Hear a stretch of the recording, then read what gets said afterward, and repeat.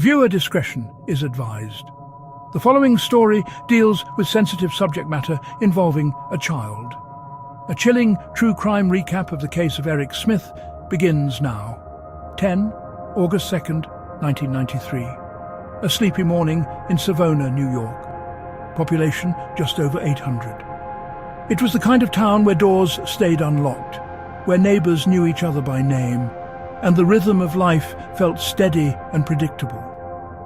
A place where children raced the sun to the park, their laughter echoing in the summer air.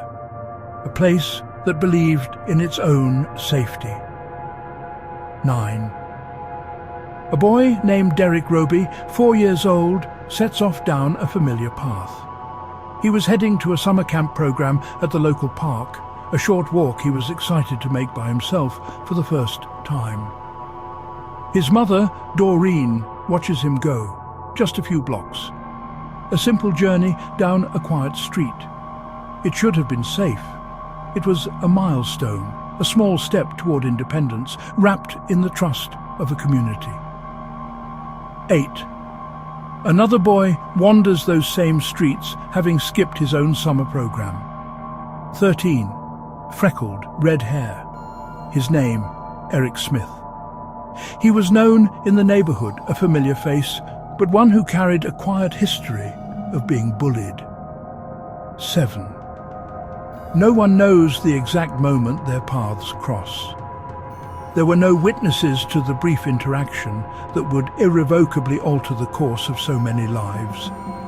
But every town has a shadow, even under the brightest summer sky, a place where innocence can be lost in an instant. 6. The search begins when Derek doesn't arrive at the park. First, a mother's frantic calls. Then, the town mobilizes. Voices call his name across lawns and hedges. A chorus of worry echoing down small-town roads as daylight begins to fade. Hope wars with a growing, unspoken dread. 5. The discovery, just hours later, in a small patch of woods near the park, is devastating. A life ended, a family shattered.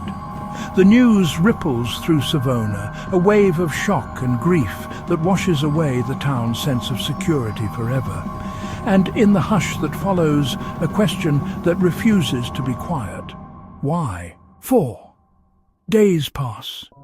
The investigation intensifies. The community holds its breath. Then a break in the case comes from an unlikely source. A boy walks into a station with his grandfather. He speaks. Eric Smith confesses. And the town learns what the cornfields already know. Monsters rarely look like monsters. Sometimes they look like the boy next door. 3. Courtrooms. Headlines.